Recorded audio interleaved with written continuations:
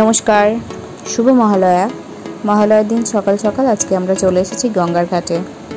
আমাদের এখানকার মহালয়া শুরু হয় গঙ্গার ঘাট থেকেই, কারণ ধারণা করা হয় যে মহালয়ার দিনে যারা মৃত ব্যক্তি থাকেন তারা পৃথিবীতে আসেন এবং তাদের আত্মীয় স্বজনরা যে তর্পণাদি করে সেই তর্পণাদির জল নাকি তারা সরাসরি গ্রহণ করে। তাই আমরা সরাসরি গঙ্গার ঘাটে পৌঁছে গেছি। এখানে এখন বান ডাকছিল, কিন্তু আজকে জলের তোরটা একটু কম দেখছি, সেজন্য আস্তে আস্তে জল ভরে যাচ্ছে। বান ডাকলে অনেক সময় জল অনেকটা উপরে উঠে যায়, সেক্ষেত্রে নিচে থাকাটা বিপজ্জনক। সেজন্য সবাই একটু ওপরেই দাঁড়িয়ে আছে, কারণ আস্তে আস্তে জল ভরে যাচ্ছিল। জোয়ার হয়ে গেলে আবার সবাই যথারীতি নিচে নেমে তর্পণ করবে, কারণ তর্পণ করার নিয়মও জলে নেমে করতে হয়। এবার আমাদের আসতে একটু দেরি হয়েছে, কারণ সকালের দিকে ওয়েদারটা ভালো ছিল না। মহালয়ার শুরুতেই ঝড় বৃষ্টি হয়েছিল, তাই আমরা এবার একটু বেলা করে এসেছি। প্রতিবারের ন্যায় যারা এখানে আছে বিভিন্ন নেতারা, তাদের সহযোগিতায় মহালয়ার বিভিন্ন কর্মসূচি বাস্তবায়ন করা হচ্ছে। পুলিশ পাহারায় ছিল। বিভিন্ন ঘাটেই এদের আয়োজন থাকে, গত 2 বছর দেখেছি, এবারও তার অন্যথা হয়নি। ঘাটে নামার বাস সাইডেই ছিল মা গঙ্গার মন্দির। বেলা বাড়াতে এখানে লোকজন একটু কম হয়েছে। সকালবেলার দিকে নাকি খুব ভিড় ছিল, সকালবেলার দিকে এখানে দাঁড়ানো যায় না। আমরাও এসেছি দেখতে, তবে মেশোর তর্পণ করার আছে। তর্পণ করার ক্ষেত্রে এখানে আগে ঠাকুরমশাই ধরে তারপরে নিচে নামতে হয় ঘাটে। সেক্ষেত্রে অনেকে ধুতি গামছা এগুলো ক্যারি করে, সেখানে জামা চেঞ্জ করে সেগুলো পরিধান করে নিচে নেমে তারপরে তর্পণাদি ক্রিয়া সম্পন্ন করে।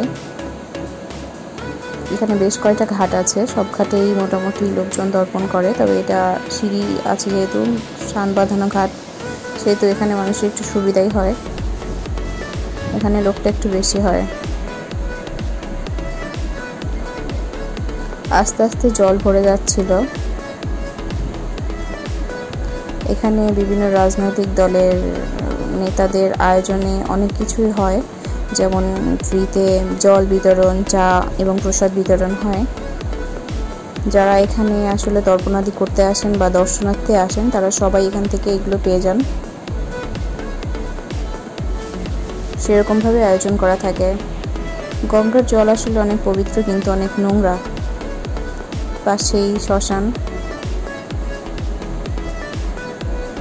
সবসময় এখানে ময়লা ভেসে থাকে।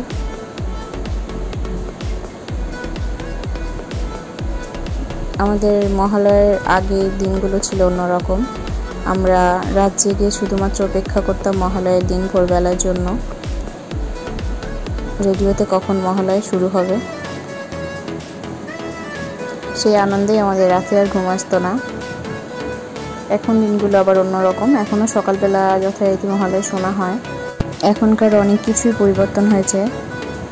আগে পুজো মানে আমরা 1 মাস আগে থেকে মন্দিরে গিয়ে দেখতাম কতটা প্রতিমা হলো, কতটা হলো না, আর দিন গুনতাম আর কটা দিন বাকি।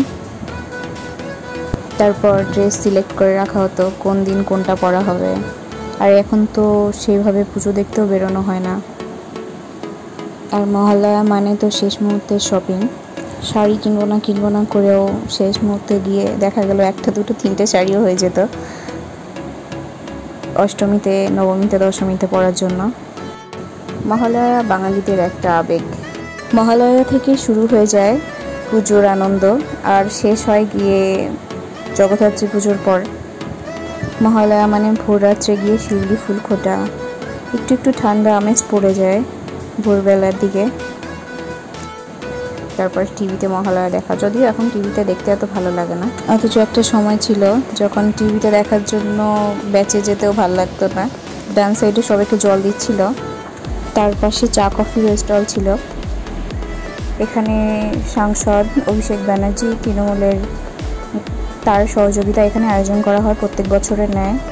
মহালয়ার এই কার্যক্রমগুলো সবাইকে প্রসাদ বিতরণ করা হয়।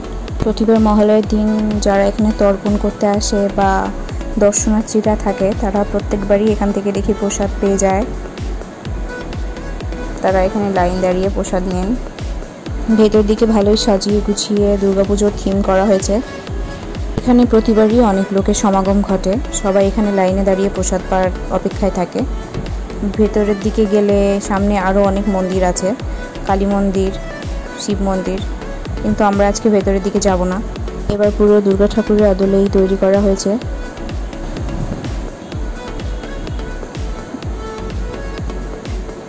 প্রতিবারের ন্যায় এবারও আয়োজনের কোনো কার্পণ্য ছিল না। বাটাতে এরকম অনেকগুলো গঙ্গার ঘাট আছে, যার প্রত্যেকটিতেই কম বেশি আয়োজন থাকে।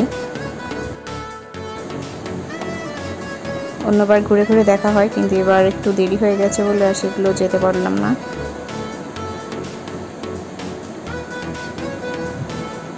এই যে প্রসাদের লাইন, সবাই প্রসাদ পাওয়ার জন্য ওয়েট করছে।